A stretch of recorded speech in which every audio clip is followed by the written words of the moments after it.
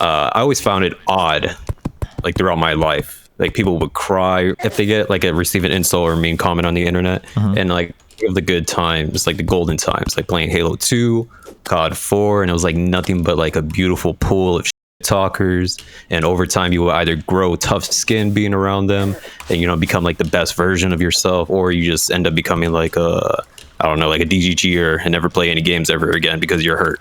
Sure. So like my question is like for the people that have never experienced like trash talking between like 2000 and like 2012, do you think like there's ever a chance for these like casuals to ever like grow tough skin? Because like I assume since they cannot like play any good games or like can aim, they like rely on like talking shit on Twitter, but I don't think that would make them have tougher skin over time since it's all like text, not like talking to someone with like an actual voice. Okay, I'm about to make some big assumptions. Okay, are you a mixed background? What do you mean by that? Like, do you have like a white parent? No, they're both Peruvians. So one is black and Hispanic and Latino, and the other one is Hispanic, Latino, Peruvian, and yeah. But okay, I guess there's I'm only asking because you sound a little white in terms of like how you sound on the yeah, because I grew up on the internet, so most YouTubers are all white. Yeah. So the reason why I bring this up is because I think that there are fundamentally two different types of insults online. Maybe I might be able to think of more types, but there's like fundamentally like two different types of insults. So I think you have insults where we're all just kind of like trash talking and insulting each other, and that's like a thing that people do. But I think there's another type of insult where the type of insult is it's made to feel like you don't belong and you never will. And I think that we deal with these two things in different ways. Like if I'm playing StarCraft way back in the day and we're talking about it on net, like I don't really like if I lose the game and I suck and people call me, really bad names or whatever, or somebody's mad at me, I think that's whatever. But I mean, I have a place there. Like I know that I can belong there, especially if I do well in games. I think there's a difference if you're online and you have like a non-white sounding voice, or if you sound like a girl, or if you don't sound like super heteronormative. I think that these types of people get insults that are fundamentally different, where it's like it doesn't matter how good you're doing or how well you play or whatever. You don't belong in that area. And I can imagine that if that is the type of like voice that you have, that your experience with these insults is just going to be like fundamentally different. Does that make sense?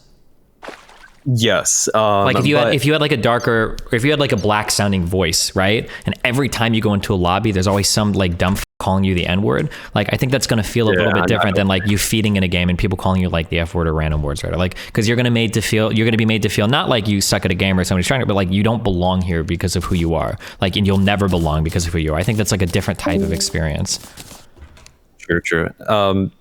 For the thing like referring to that, I had a friend that was a girl, and back then guys only one. If you're not flirting with one, you said he was a gamer. Okay, yeah, go ahead. Yeah, I'm a huge gamer. Maybe lost my train of thought. So I had you had a friend that was a girl. Yeah, go for it. Yeah, so we were like in a group playing COD or whatever, and then whenever we finished a match, a guy would try to flirt with her, but if she doesn't like it, then they would call her fat, ugly, or whatever, not knowing what she looks like. But she can take the insults and then would just reply back with even better insults, saying like, "Oh, you lost to a fat girl, and you went negative." And then that would just be a better insult than just calling someone fat. Yeah, I mean, like there are some people that can do that, but those are the exception, not the norm, I think. And it's important to understand that. And I think it's really bad too, because like online, when we look at like the types of people that exist, like most of the people that you're watching online are content creators are also going to be like the exception. It's not going to be the norm that like somebody is able to take that much abuse over and over and over and over and over again and like be okay with it and just kind of like laugh it off. Like I think most people will get bothered by it over time. And what's the advantage of being able to do that other than being able to say, "Oh, I'm such a tough guy, I can take it when..." I mean, I think there's some advantage to having some like tenacity in life to where like... It makes you feel like but having a little bit more tenacity is way different than being able to put up with a shitstorm. Yeah, but like some people can take those and then they'll feel like they're part of like that group. If you're in that group where people just constantly just talk shit, you're aware that they're not taking it seriously. Or you shouldn't take it seriously and more just like have fun with it. But you're also trying to ham-fist yourself somewhere that doesn't necessarily want you there, and that may or may not work out for you. Well, that's no the matter how much assumption. you put. True, but there are like some forms of like acceptance. As a woman, no matter how much you try to ham-fist yourself into a group that's like that, like you said, that your lady friend was able to put up with, if that group is genuinely sexist, there's nothing you can do or say that will change their tone and their just vitriol towards you. I think she's right. Wait. There are people that can gain acceptance in those groups. It doesn't mean that those people will change the minds of those people towards other people. Yeah. But those particular people can gain acceptance. The big problem that you run into is that sometimes those people can also start to take on negative aspects or negative views of people that even are in the group that they belong to. The most common example of this phenomenon is called the pick-me girl. Yes. So these people can gain acceptance in these groups. Or for black people, right? Racist white people might refer to them as like, oh, he's one of the good ones. So all the racist white guys might really like Daryl, but they still hate black people. So it is possible to gain acceptance, but like there's a whole bunch of other baggage that goes along with it. Yeah, but my point was, why would you want to? Sure, well, maybe because you want to partake in that community. Because to me, it sounds like Mr. Intake wants to so that he can use it as bragging rights. To say that, hey, look, I'm such a tough guy. Well, I mean, like for some people, it's like they just want to be able to participate in those communities. And if that means like having to get through some level of like abuse or whatever, like they're okay with it as long as they get the participation, I guess, get to participate. They want to haze so that because they were hazed is kind of... No, they don't. It doesn't have to be hazing, but you just want to be able to do, like, why you play Dota 2 sometimes with voice, right? And you get a lot of people saying a lot of really stupid shit, but it's because you want to play Dota 2, right? Or if you want to like be able to, like, you don't want to be included in the group, like you want to be included in the group of sexist or racist people. You just want to be included in a group that like does a certain activity that you want to partake in, I think. Okay. Yeah, I'm not saying like what she was saying, referring to like guys would just always constantly say like bad things because she's a girl or whatever. It's more just like a beginning part, and then over time they just don't do that anymore because she's like really cool, and so they don't do it anymore. Yeah, they might not to her in particular, but they probably still would to other girls, though, would be my guess. And the problem is what they're doing is they're scouting a woman out for things that are quote unquote really cool, where really cool means things that make you not like other women, in their opinion. Yeah, I think you just have to be careful with that, because then you also, it's like really easy to run into like this area where it's like, oh, like, well, why can't you handle us like all calling you like a every time you say something, like, you know, Samantha, she's super cool with it. Like you run into like weird areas like that too. If socialism is when the government does stuff, you're a socialist. And every time you said that you're a socialist, so why don't you just double down? What's up with that? I don't know. It depends on the conversation. You should just call yourself a labor socialist. But I'm not. And then all the other socialists will hate me, and now all the liberals will hate me.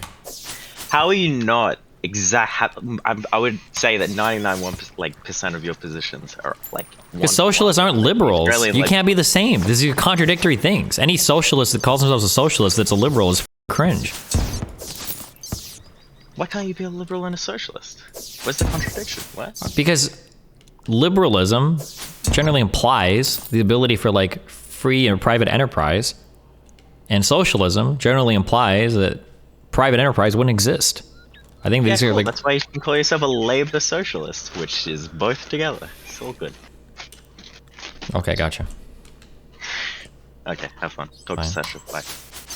When you use words like terms like bad faith or a grifter, like I am someone who is often like just really literal with like and straightforward with definitions. So like I think of like a lot of times I think like my mind just goes to like somebody who's being like deliberately dishonest, and like they know that you're like when somebody's sorry, when somebody says.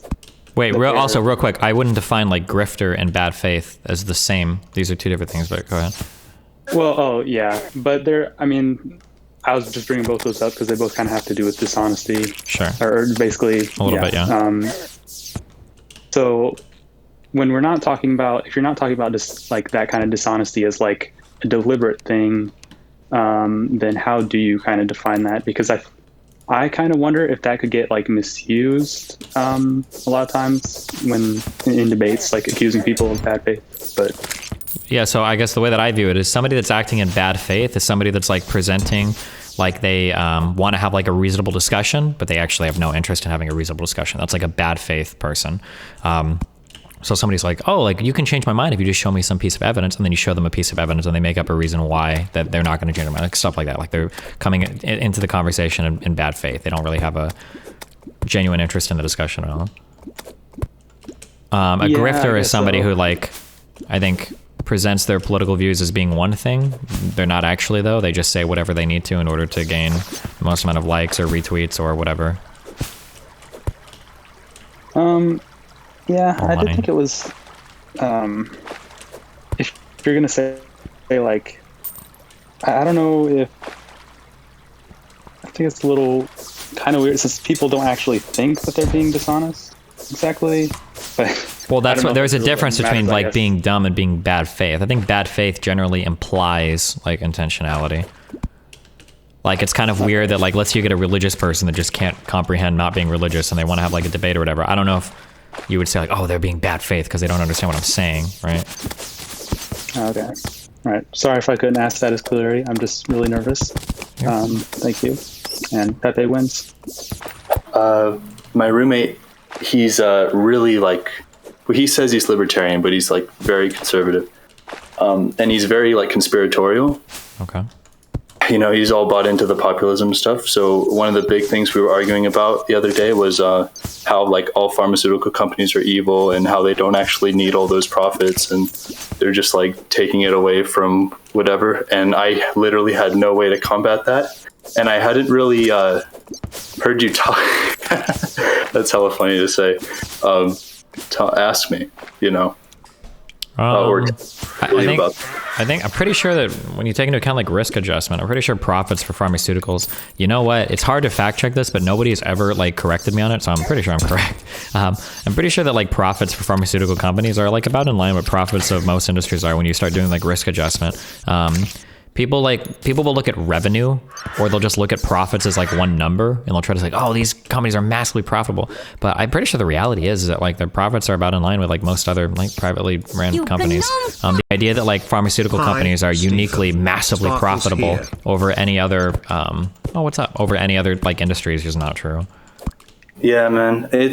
I kind of tried to tell him like it's not that pharmaceuticals are like uniquely in a position to like just get all this profit that other industries don't have. There's one like most recent study, I think it was in May or something, but basically they were saying that like the cumulative revenue of the pharmaceutical was when they took into account like the EBI TDA, so the expenses before the interest, taxes, and I forget the other stuff, but yeah, they were saying that it was still like considerably more. So I don't know. When it comes to things like pharmaceuticals, time frames are very, very, very important. Because like it's kind of like airlines. Airlines are where I first kind of like really started to understand this concept, because people complain about like greedy airlines and being profitable, blah, blah, blah, blah, blah. And I noticed that like depending on the time frames you select, like airlines can be really, really, really profitable. But in the long run, they're absolutely not. It is a really, really, really rough industry. And my view on that like 180 is so hard that like when you look at like you know, is this actually a monster profitable sector? I think that it's good to look at things over like a long period of time, because there might be like some like pretty ahistoric or exceptional periods where it's like right now for the coronavirus stuff, it wouldn't surprise me if as a result of this for like quite a while, the returns from pharmaceuticals are like above like the industry norms, like or of other industries. It wouldn't surprise me because of that. But like I'm pretty sure that like over the long run, like pharmaceutical returns are probably going to be roughly comparable to normal returns. But again, the risk adjustment is important too, because pharmaceuticals are very, very, very risky. So individual companies might have massive returns, especially meme stocks and shit. But you have to account that for every massive return on an individual company, there might be 1,000 others that literally came and failed. Right. So like the fully integrated pharmaceutical companies that have been in it for a long time, it's going to be less risky than like a newer pharmaceutical company like that, you know, just starting out. That's another thing I read is that like that doesn't mean that pharmaceuticals are like a good industry to get into because of all the risk. They were just saying that like these massive ones are still like pretty profitable to their investors and whatever. But yeah, that's just the most recent data, but it's not complete because they only talk about like the most profitable ones that are like competing with the S&P 500. And yeah, they're just comparing. They're comparing pharmaceutical with other S&P 500. So like yeah, you can't. You like, also can't like. It's not really fair to compare like the top dogs either, because it's such an inherently risky industry that there's a good chance that the top dogs are going to be making like way more than the average, right? Because like it's such a risky, because it's such a risky industry. Like the really simple way to kind of look at it is if you really think that these things are like so great and so profitable and they're returning profits that are so much greater than the norm, then you would expect to see other companies like opening in order to compete with these industries. Like, let's say, for instance, pharmaceuticals, like, we're consistently delivering 50% profits, right? If that was reliable, why in the would I invest in literally any company ever to get like a rate of return of like 5 to 15%? Why would I do that? Like, I would rather start new pharmaceuticals and get like 30 to 40% return. I'll like undercut the current top dogs and all that, right? This is why like in markets over time, you expect to see profits when you take into account risk adjustment, like roughly equalized between each sector. Yeah, thanks, dude. I really appreciate that. I think I stumbled on some vegan debate tech. You want to hear it? Sure, dude. Why not? Tech me out. Sure. All right. So you get into a vegan inside debate. Of them? Oh, okay, go on. And then you ask them if you can communicate with an animal. And you don't want, and you want to like make sure that the animal is treated fairly and properly. Why wouldn't you just go all the way and give them the right to vote? I said this once, and they got really split. They started arguing with each other, and maybe we need to refine this technique a little bit, but it kind of caused some mayhem for a little bit. Huh. Yeah, think about it. Well, that's all. Do you know the answer or? No. I just agent of chaos. I just dropped that and I just like muted my mic, just listened for a little bit, and that was it. Oh, okay. Well, the answer is just because you give moral consideration to something doesn't necessarily mean it has a right to vote, right? So like we can give moral consideration to children and they don't have the right to vote, right?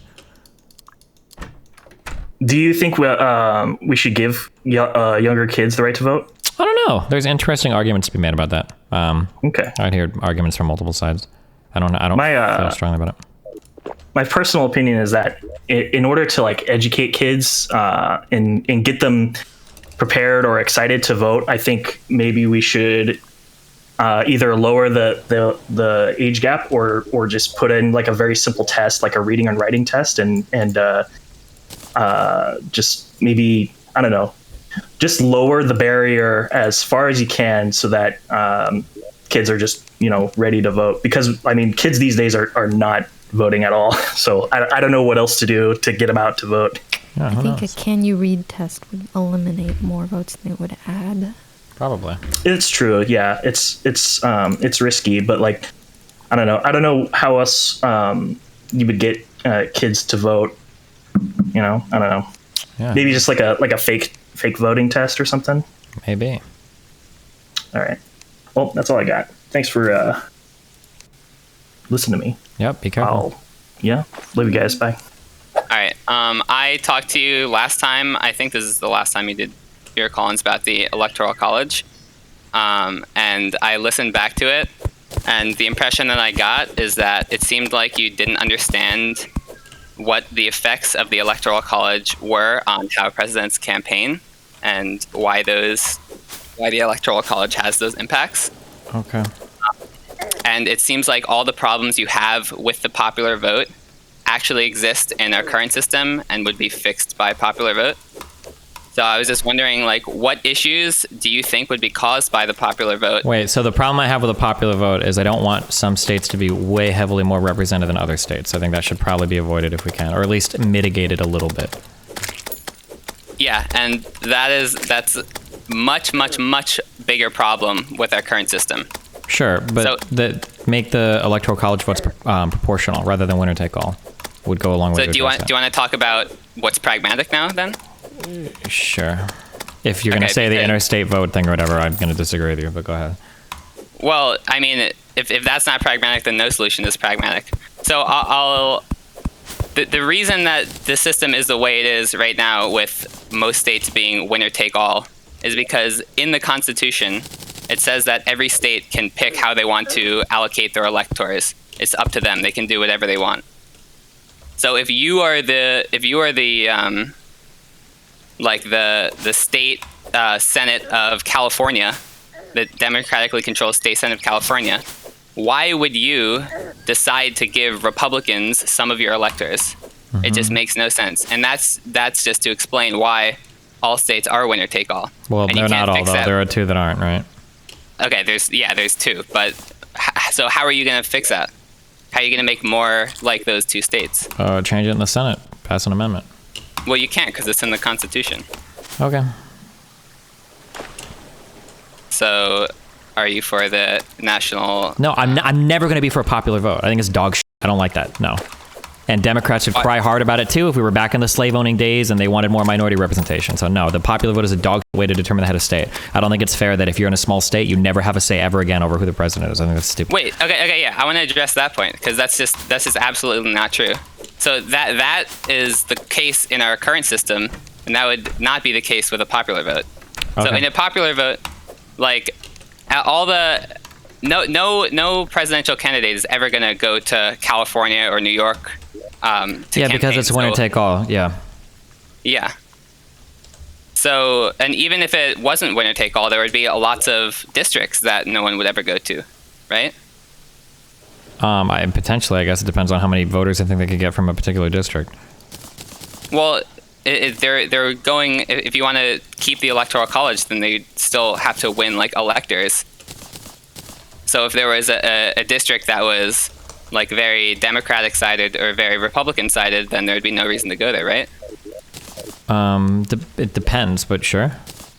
Well, how would you keep the Electoral College and have it so that you could get votes from anywhere? Grimdark Soldier, $4.99. How would you keep the Electoral College so that you have votes from anywhere? Say that again. Okay, so if you want to go to the solution that like Maine and Nebraska have, where you have like the House districting, and those are the if you win like that district, you get like one electoral vote. There would be some districts in the United States that are not competitive, like there are states right now that are not competitive. So those districts no one would go to them, right? Okay. So it just seems to me, with all of the problems you have, the popular vote is just such a better solution, even if you might not think it's the ideal solution. Pragmatically, it's just much better than what we have right now. Okay. So you for the popular vote? Sure. Debate 1, easy. All right. Have a nice day. Remember to hit that like and subscribe, and don't forget the notification bell so that my videos show up right in your feed. I don't think I've met any American that can really drink. God, she's trying to trigger me. God, she's trying to trigger me. Oh my God, she's trying to trigger me.